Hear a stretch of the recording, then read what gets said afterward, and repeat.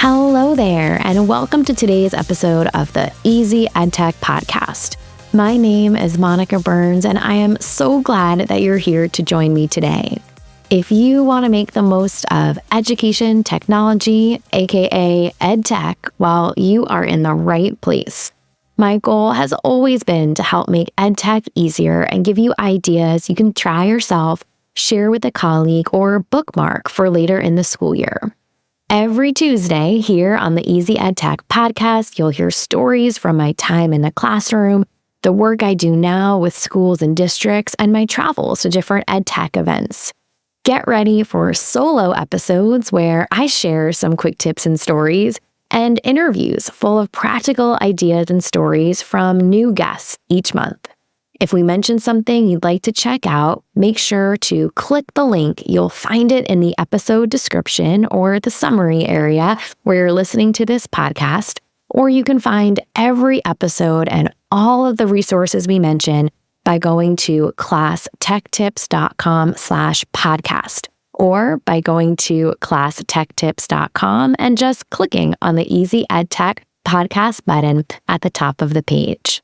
This episode is sponsored by my Amazon storefront. I've pulled together more than a dozen lists of my favorite gifts, books, and spring cleaning items for educators. My collections on Amazon make it easy to find all of my books written by Easy EdTech Podcast guests, and so much more. Use the link classtechtips.com/Amazon to go straight to my Amazon storefront. That's classtechtips.com/Amazon. This week's episode is titled Quick Guide Comparing AI Chatbots for Educators. And if you've ever wondered what to do with a bunch of leftovers in the fridge or needed help transforming an image, well, chances are you've turned to an AI chatbot for help. There are lots of different options and lots of reasons why you might skip a Google search and go straight to an AI-powered chatbot instead. So there may be just a couple that you'll see that are specifically labeled as an AI chatbot for teachers. Some of these are built into tools educators already use. Even the ones that are more consumer-facing have become part of our daily lives, not just for fun or personal projects like, what do I do with these leftovers in the refrigerator, but also for tackling big and small teaching or professional tasks too. So whether it's streamlining lesson planning, drafting a parent newsletter, or even finding the right words for a tough email you're about to hit send on, AI chatbots can definitely make a difference in our workflow. And over the past couple years now, I've hosted workshops and webinars and delivered keynote presentations on tips for using AI for instructional planning. And during these sessions, particularly the workshops and webinars, as I'm recording this for you, I'm prepping 4 webinars that I have in the afternoons, Monday through Thursday of next week, right? But particularly in the webinars, ones that are more interactive, I will share strategies for using AI chatbots.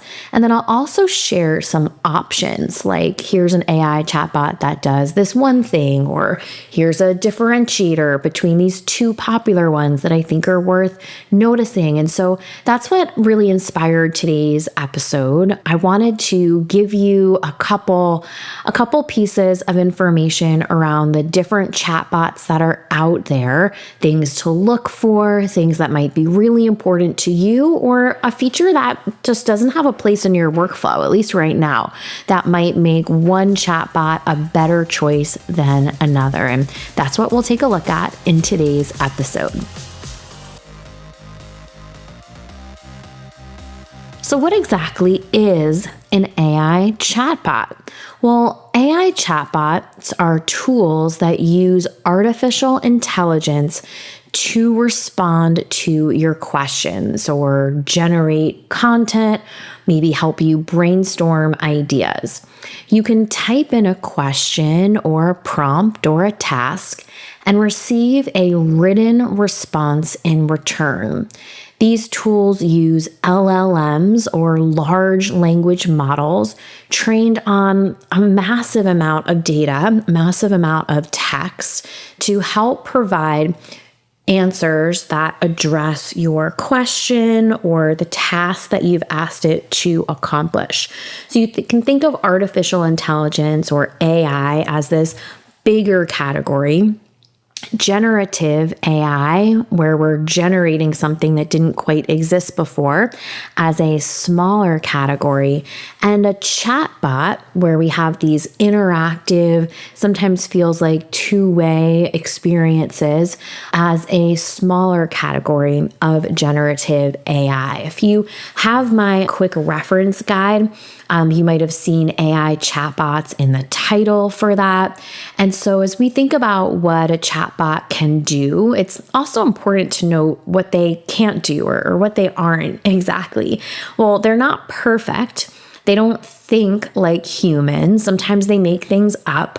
You might have heard the term hallucination to describe this, usually during keynotes. When I give a keynote, as I record this for you, I was in Arkansas just a few weeks ago and, talking about this topic in a keynote presentation. And I shared, as I often do, a couple stories around hallucinations and how, this is something to be mindful of. A chatbot might make something up, but it doesn't mean we need to completely stay away from this technology, right? Just something to be mindful of. So they're not perfect, but if you've followed my work for a while now, I've shared a lot of resources specifically for ChatGPT. But ChatGPT is just one of the handful of chatbots that are out there. And while I love sharing all sorts of AI-powered educational tools, you'll often see them on the blog, chatbots are really a great place to start or to revisit if you haven't opened up one recently.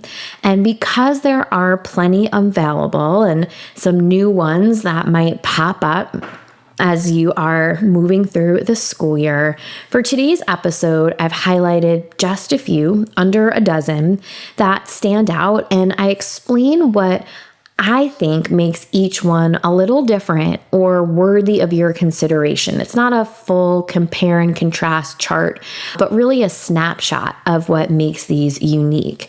And if you've joined me for a presentation in the past, when I have like a number of things I'm sharing, like 15 ways or 8 chatbots, like in this case, I always like to give that reminder that this isn't about using all of the tools. I really don't want you to use all of these tools. Instead, I want you to have a full picture of what's out there, what's available, and make sure that you are well informed to decide which of these tools you actually want to use. So let's jump into this list together. In the show notes, I've got the full list of resources for you. And of course, if there's one that I miss, maybe one that you've been using a lot lately, you can always send me a message on Instagram or reply to my weekly newsletter. I get all those messages. I read all of them and always love hearing what you're thinking about too. So here's our list. First one, ChatGPT. This is the one most teachers have heard of or tried. It's super popular, widely adopted outside of education, and always changing with new updates and features. If you're in my AI and education membership, I often share like, hey, here's a ChatGPT update for this month, because it feels like it's changing and evolving all the time. They have a free version, they have a paid version, they have team enterprise accounts. I do pay the extra $20 a month for the paid version just because it moves a little faster and gives me access to things a little sooner. But you can even try it out without logging in and without paying for it at all. If you do that without logging in, it's the free version and it's perfect for just opening it up on your web browser, trying it out quickly, or if you're sharing chatbots with someone who is understandably hesitant to sign up for something new, they can try it out just by going to ChatGPT's website. They don't even have to log in. Next up is Gemini. Gemini is from Google. It was known as Bard when it first came on the scene, but Gemini, same thing. It integrates really nicely within Google tools, although you can use it as a standalone chatbot on its own. So one feature that I think makes it really a standout is the ability to export or open up the responses you get from Gemini directly into Google tools. So if you say, make an outline for a newsletter I can share with families, and you put in all the things you want to include, then instead of doing a copy and paste, you can tap on one button. Since you log in for this one with your Google account, it knows your account, it knows your Google Drive, and it opens it up in Google Docs right away. So this makes it easy to make a few edits, maybe share or collaborate with a colleague. And the free version gives you access to lots of great features too. So if you are in a school that's not a Google school and you're just using Gmail on your own, this might be of interest to try out as well. If you followed along with some of the summertime announcements related to Google Classroom and Gemini, well, you know, a lot's happening here, and it's definitely one to watch. The next is Duck AI Chat from DuckDuckGo. Now, DuckDuckGo has been around for a while. I've found in my travels that it's been pretty popular with librarians and media specialists as an alternative to Google, as just a fun search tool that's student friendly. But their Duck AI is a great tool, one of my favorites to share with educators. It's really been a hit at workshops I've led this year. I think a big part of that is because you don't need to log in to use it, and the interface is super simple. It even lets you try out different models, like you can do a drop down, and so you're using the same model as Claude, the same model as ChatGPT. So it's great if you're curious about how other tools work and you kind of want to do a compare and contrast. So far on our little list here, we've got ChatGPT, Gemini, and Duck AI Chat from DuckDuckGo. Next up is Copilot from Microsoft. If you're already using Microsoft tools like Word or PowerPoint, well then Copilot's an obvious choice if you're picking from this list. It's designed to work within the Microsoft ecosystem, and it can even generate images. We're thinking more like chatbots with text output in this little conversation today, but Copilot, super dynamic, and it's useful for schools or districts that are already pretty deep into a Microsoft environment. Another popular option is Claude from Anthropic. This one has a nice, clean, simple interface, and although many chatbots now can allow you to upload documents, Claude lets you do this in the free version. They are known for processing a lot of data kind of all at once. So this might be one that's useful for lesson planning or summarizing student work. And it really just depends on the version that you're using. If you have tried out ChatGPT or you're not like in a super googly or super Microsoft environment, maybe Claude is one you want to try out. They have an education version too. Perplexity is next up. I've heard lots of teachers mention this chatbot tool as opposed to some of the others on the list. Not only does it give you an answer or response to your query like the others, it also gives you some sources and suggests related resources. So on the right-hand side of the screen, you'll typically see some video links or image links that connect back to what you were asking for. So Perplexity, it can give you a little bit more of a deep dive into your initial response with these supplemental resources. Now, the ones I've mentioned so far are chatbots that you can use kind of basically on their own or are integrated into larger popular consumer tools like your Google tools or your Microsoft tools. The next two are inside, they're chatbots that are inside of two popular education tools. So the first one is the chatbot inside of Magic School. The next one is the assistants inside of School AI. So Raina from Magic School, this is the chatbot that's built right within the platform. So you're already logged into Magic School, and it really is, it's like one last tab to open if you're already using it. So pretty straightforward. It's not going to have all like the bells and whistles and extras of ChatGPT, but it is a good place to start if you're already using Magic School anyway. It has that chatbot right built in, so you don't have to open up another tab. Next are the assistants from School AI, and School AI includes a variety of AI assistants. They're designed to act like experts on different topics. It's kind of like having a bunch of custom GPTs, if you've heard of that term before. So you'll find support for all sorts of things like curriculum planning to field trip logistics. And again, like Raina in Magic School, this one is already embedded in School AI. So if you're using School AI for other things, it can be very convenient and really streamline your workflow. So as you explore AI chatbots, there's a couple things to keep in mind. One, I always recommend having a healthy hesitation. And as I mentioned earlier in the episode, these tools are smart, but they're not always right or correct. They might present or give you some outdated info or generate some details that sound real, but aren't actually factually correct. That's why it's important to double check any facts and read through the responses with a critical expert educator eye.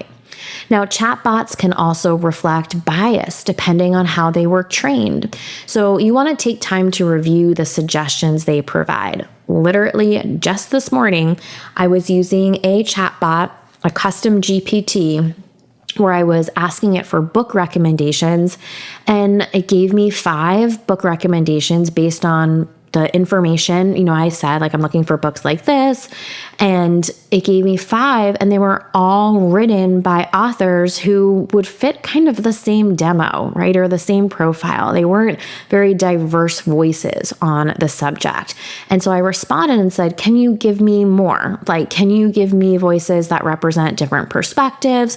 And the chatbot came right back and said, yep, like all of the people I just told you about, all those authors are, of the same background. Here's some more books that give a different perspective. So this is really where you have an opportunity for some teachable moments, some transparency, lots of things to keep in mind as you're exploring this technology.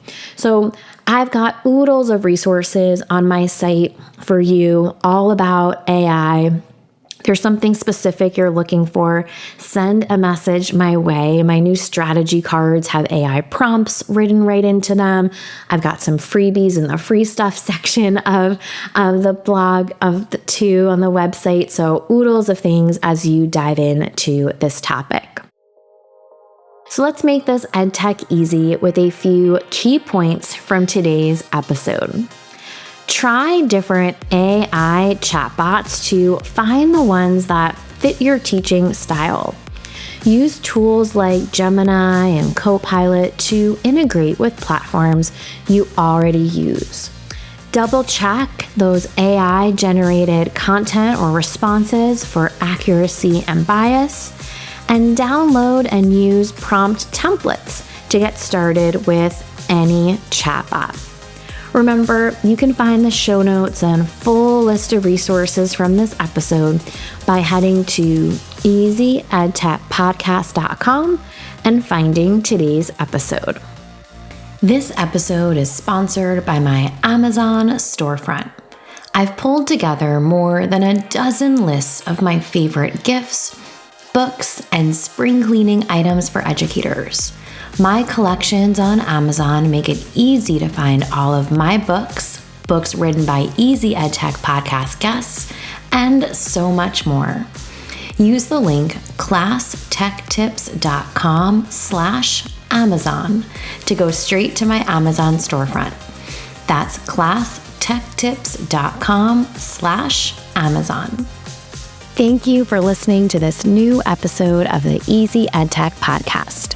I love creating new episodes for you each week, but I could use a bit of help spreading the word about the podcast. Can you leave a rating or review on your favorite podcast app?